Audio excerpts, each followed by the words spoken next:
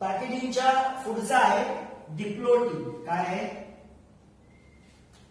Diplotene. Packaging मध्ये आपण काय पाहिलं होतं? गुणसूत्रे जे आहे त्याच्या बिजोड जोडीमध्ये काय झालं होतं? पारगती. म्हणजे आईकडचं जे गुणसूत्राची एक अर्ध गुणसूत्री जोडी, एक अर्ध गुणसूत्र आणि वडिलांकडच्या गुणसूत्रातलं एक अर्ध गुणसूत्र कसं आलं होतं? एकमेकांच्या वरती आलं होतं. त्याला म्हणतात पारगती होणे. आता इथे तुम्ही जर बघितलं तर काय होतं? आता इथे मी असे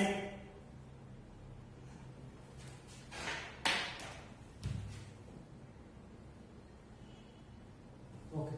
आता या डायग्राम मध्ये तुम्हाला या आकृतीमध्ये काय फरक दिसतो? ओके.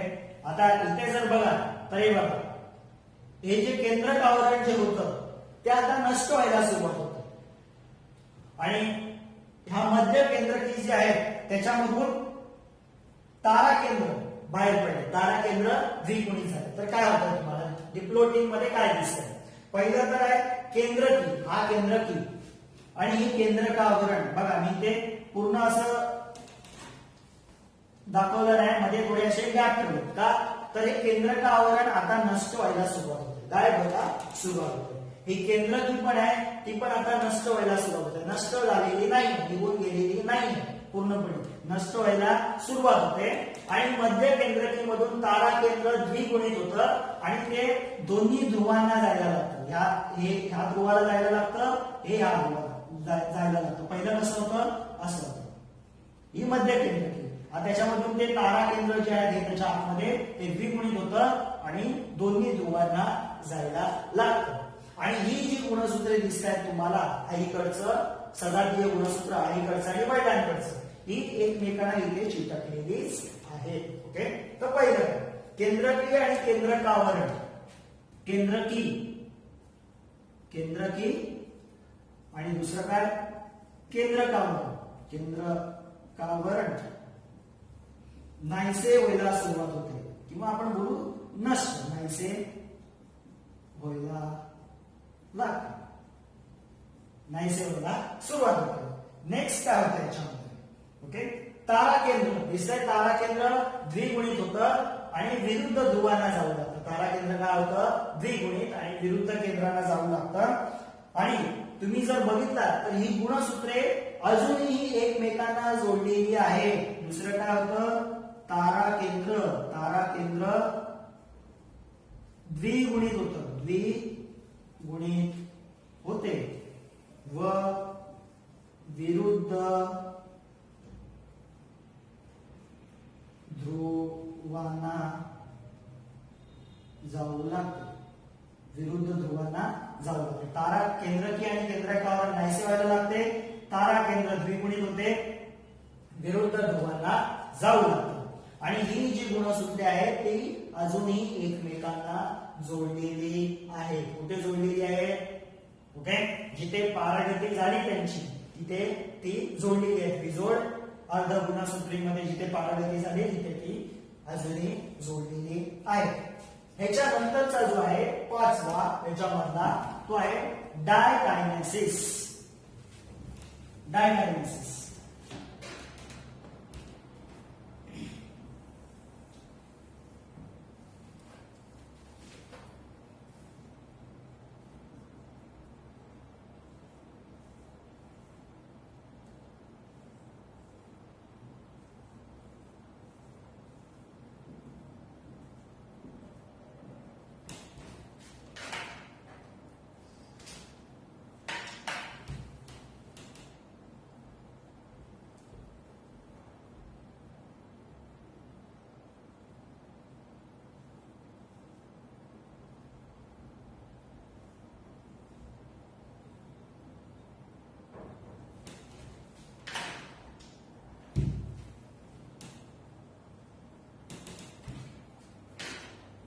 पुढचा आहे डायकायनेसिस. पाचवा आहे डायकायनेसिस. डायकायनेसिस मध्ये काय दिसेल तुम्हाला? केंद्रकावरण जेवढं होतं ते काय झालंय? निघून गेलंय. केंद्रकावरण निघून गेलंय. केंद्रकी पण नाहीसे झाले. केंद्रकावरण केंद्रकी पूर्णपणे निघून गेलेलं आहे. ओके, तारा केंद्र त्याच्या दोन विरुद्ध ध्रुवांना आलेले आहे.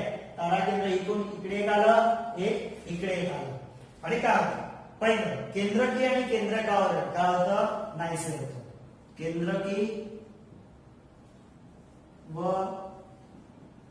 केंद्रकावरण काय होतं, नाहीसे केंद्रकी व केंद्रकावरण काय होतं, पूर्णपणे नाहीसे होतं. तारा केंद्र दोन विरुद्ध ध्रुवांना जातं. इकडे एक गेलंय, इकडे एक गेलंय. किती ध्रुवांना जातात, विरुद्ध ध्रुवांना जातात आणि ते एकमेकांना ह्या तर्कतंतूने, याला म्हणतात तर्कतंतू. बघा याच्यातून तर्कतंतू निघाले, त्या तर्कतंतूने एकमेकांना जोडले गेले. हे दोन तारा केंद्र आणि तर्कतंतूने अजून काय जोडले गेलेले आहे, तर ही गुणसूत्रे पण जोडली गेलेली आहेत या तारा केंद्रामध्ये. पुढे काय याच्यामध्ये सजातीय जी गुणसूत्रांची बिजोड अर्ध गुणसूत्र, सजातीय गुणसूत्रांची ही दोन बिजोड अर्ध गुणसूत्र एकमेकांना चिटकलेलेच आहेत. ते वेगळे झालेले नाहीये. सजातीय गुणसूत्रांची हे दोन बिजोड अर्ध गुणसूत्र एकमेकांना चिटकलेलेच आहेत. ओके, तर याच्यामध्ये डायकायनेसिस मध्ये काय काय होतं, पहिलं तर केंद्रकी आणि केंद्रकावरण पूर्णपणे नाहीसं होतं. तारा केंद्र जो आहे तो कुठे जातं, दोन विरुद्ध ध्रुवांना जातं आणि त्याच्यामधून काय निघतात, तर्कतंतू. आणि तारा केंद्र या गुणसूत्रांना एकत्र जोडून ठेवतं तर्कतंतूने, ओके, तुर्कतंतूने. आणि इथे गुणसूत्रांच्या दोन अर्ध गुणसूत्री, बिजोड अर्ध गुणसूत्री जे आहेत एकमेकांना अजूनही जोडलेल्या आहेत. आता इथे आपली संपते पूर्वावस्था एक. पहिला आपण पाहिलं झायगोटीन, दुसरं पाहिलं आपण पहिलं आपण लेप्टोटीन, दुसरं झायगोटीन, ओके, तिसरं पॅकिटीन, नंतर डिप्लोटीन आणि डायकायनेसिस. ओके, पूर्वावस्था एक मध्ये काय पाहिलं आपण, लेप्टोटीन, झायगोटीन, पॅकिटीन, डिप्लोटीन आणि डायकायनेसिस या 5 अवस्था पाहिल्या. इथे आपली पूर्वावस्था एक संपते. आता नंतर काय स्टार्ट होते, सुरुवात होते तर मध्यावस्था. काय सुरू होते, मध्यावस्था. आता मध्यावस्था एक.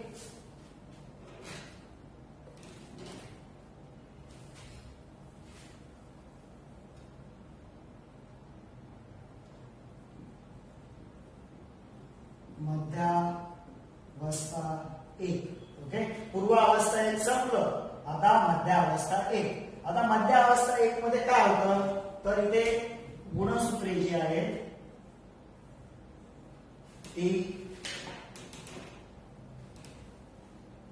प्रतलात समांतर येतात. गुणसूत्रे काय येतात प्रतलामध्ये, समांतर.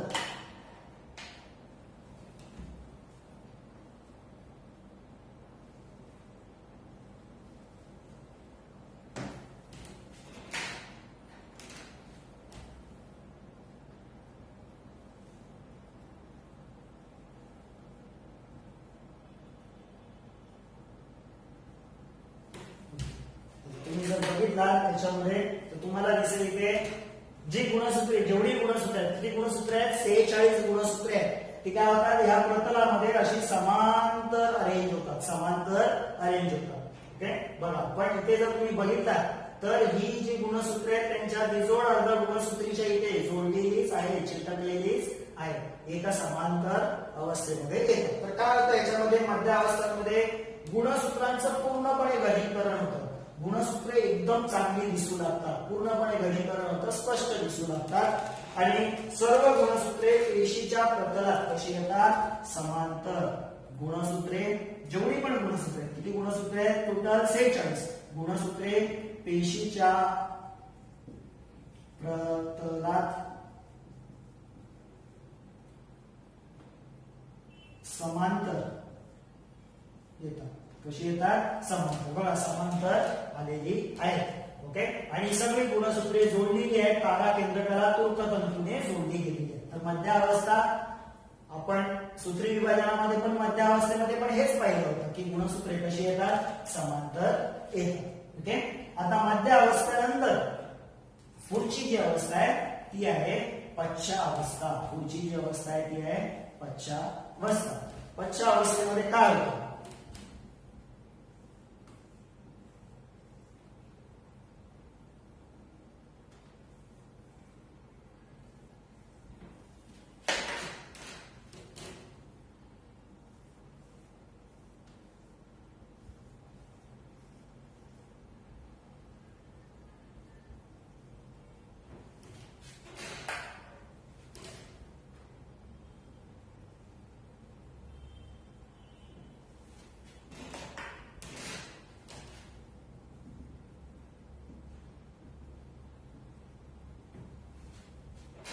पुढची जी आहे ती आहे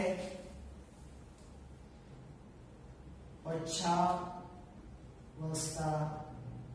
एक. पश्चावस्था एक. आता पश्चावस्थेमध्ये जर आपण बघितलं, मध्यावस्थेमध्ये सगळे गुणसूत्रे एका समांतर प्रतलात आली होती. पश्चावस्थेमध्ये काय होतं, तर हे जे तारा केंद्र जे आहे ते गुणसूत्रांना आपल्याकडे ओढायला लागतं. आता काय करतं, किती गुणसूत्रे आहेत, 46 गुणसूत्र. तर पश्चावस्थेमध्ये काय होतं, हे तारा केंद्र जे आहे ते तुर्कतंतूच्या सहाय्याने या गुणसूत्रांना आपल्या विरुद्ध ध्रुवांना ओढतं. आता किती गुणसूत्रे, तर अर्धी गुणसूत्रे इकडे जातात, अर्धी गुणसूत्रे इकडे जातात. म्हणजे 23 गुणसूत्रे इकडे गेली, 23 गुणसूत्रे इकडे गेली. आता इकडे तुम्ही प्रत्येक गुणसूत्रामध्ये बघा मी असे शेडेड पोर्शन दाखवतोय. याचा अर्थ काय, हे कोणाकडचं गुणसूत्र आहे, आईकडचं, पण त्याच्यामध्ये कोणाचं जन्म आलंय, वडिलांचं. हे कोणाचं गुणसूत्र आहे, वडिलांचं, त्याच्यामध्ये कोणाचं जन्म आलंय, आईचं. ओके, ही पारगती निर्माण झाली होती, आपण पाहिलं होतं पूर्वावस्था 1 मध्ये. आता ही अर्धी अर्धी गुणसूत्रे विरुद्ध ध्रुवाने जातात. इकडे किती जातात, तर 23 जातात. इकडे किती जातात, 23. टोटल किती असतात, 46. ओके, तर पश्चावस्था 1 मध्ये काय होतं, तर तुर्कतंतू गुणसूत्रांना काय करतं,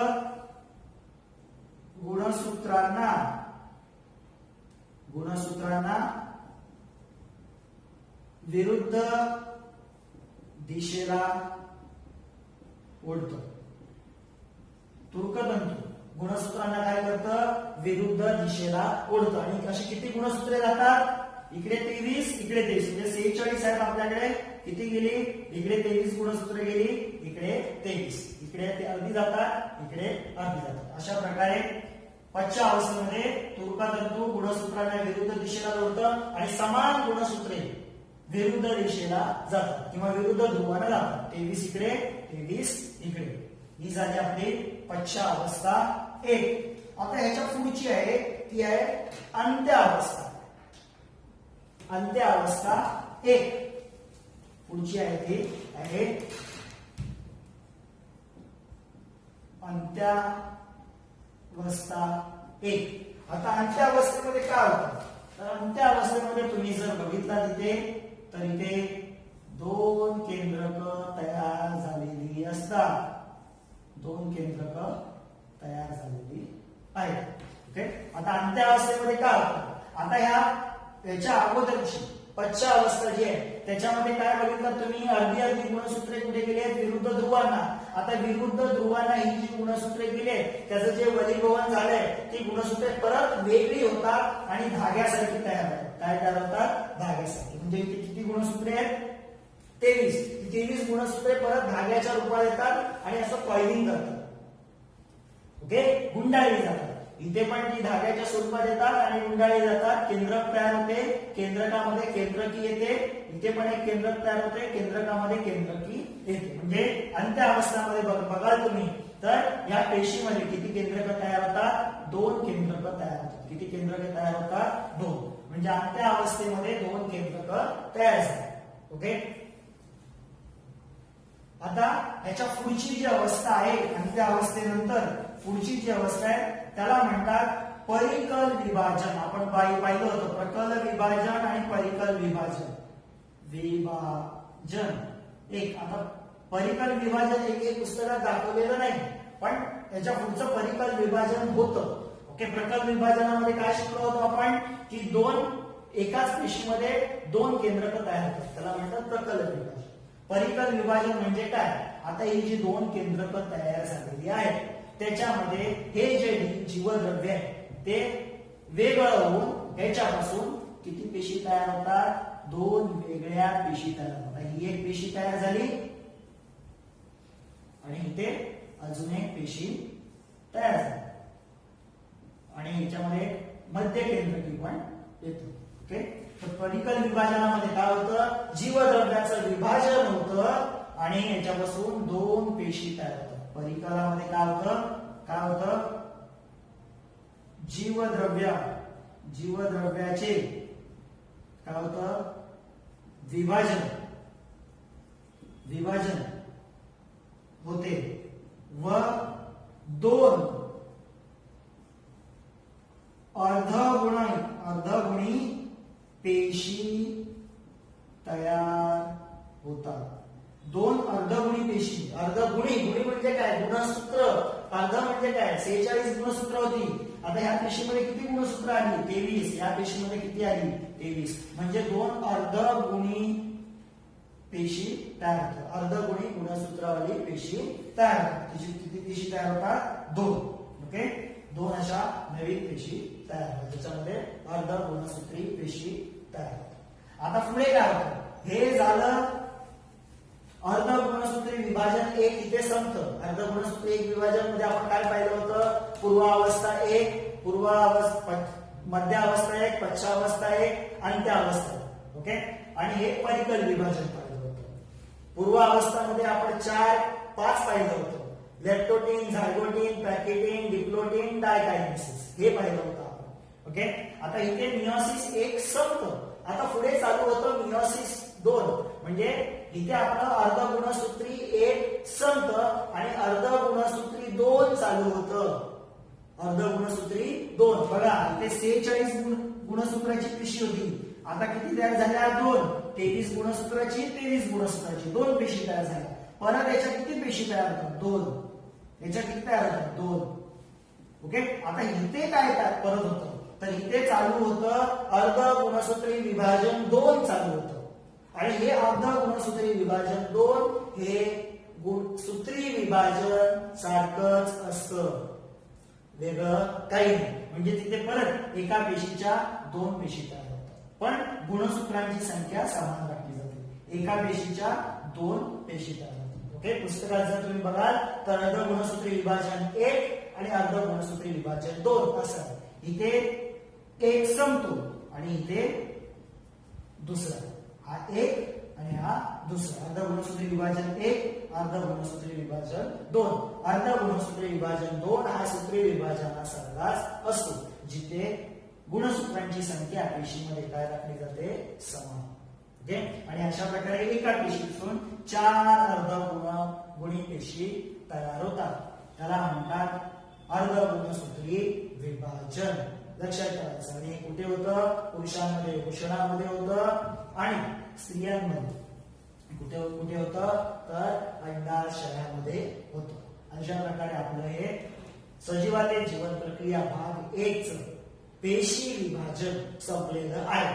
तुम्हाला जास्त परीक्षेला विचारतात सूत्री विभाजन, त्याच्याबद्दल विचारतात, आणि अर्धगुणसूत्री विभाजन 1 बद्दल विचारतात. 2 बद्दल जास्त विचारत नाही. त्यामुळे अर्धगुणसूत्री विभाजन 1 मधली ते पण पूर्वावस्था जी आहे त्याच्यामध्ये ज्या 5 अवस्था आहेत, लेप्टोटीन, झायगोटीन, पॅकेटीन, डिप्लोटीन, डायकायनेसिस, याच्याबद्दल जास्त अभ्यास करायचा. ओके, दोघांमधला फरक काय?